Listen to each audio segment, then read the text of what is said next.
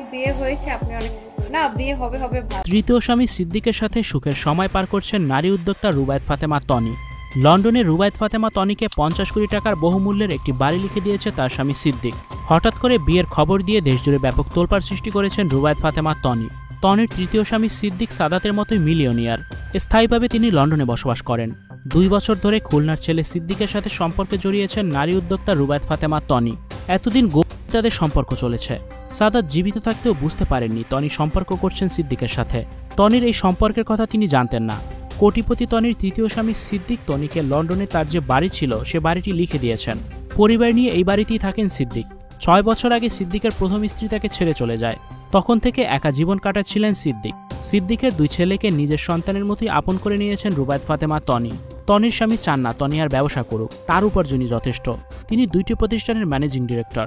লন্ডনে তনি তার স্বামী সিদ্দিকের কাছে স্থায়ীভাবে বসবাস করবেন। ইতিমধ্যে তনি তার 2 ছেলে মেয়ে লন্ডনে পাঠিয়ে দিয়েছেন। সেখানে সানভি সারফরাজকে ভর্তি করানো হবে। তারা সেখানে পড়াশোনা করবে। আর তনি এখন স্বামী সিদ্দিকের সাথেই থাকেন। ব্যবসা পরিচালনা করছে তার স্টাফরা। ব্যবসা থেকে বর্তমানে দূরে রয়েছেন রুবায়েত ফাতেমা তনি। তনিকে নিজের অর্থ সম্পদ সবকিছু দিয়েছেন তার স্বামী। স্বর্ণ অলংকার দিয়ে তনিকে মুড়িয়ে দিয়েছেন। তাই তো তনির সব ভালোবাসা জুড়ে এখন শুধু তার স্বামী সিদ্দিক। এক সময় তিনি বলেছিলেন আগের দিন পর্যন্ত তিনি সাদাতের স্ত্রী হিসেবেই থাকবেন। কিন্তু তনি সেই সাদাতকে ভুলে গিয়ে এখন তার হৃদয়ে জায়গা দিয়েছেন সিদ্দিককে। Icon focus 24 TV powered by 4D Fourth Dimension। আমাদের চ্যানেলটি সাবস্ক্রাইব করে আমাদের সাথে থাকুন।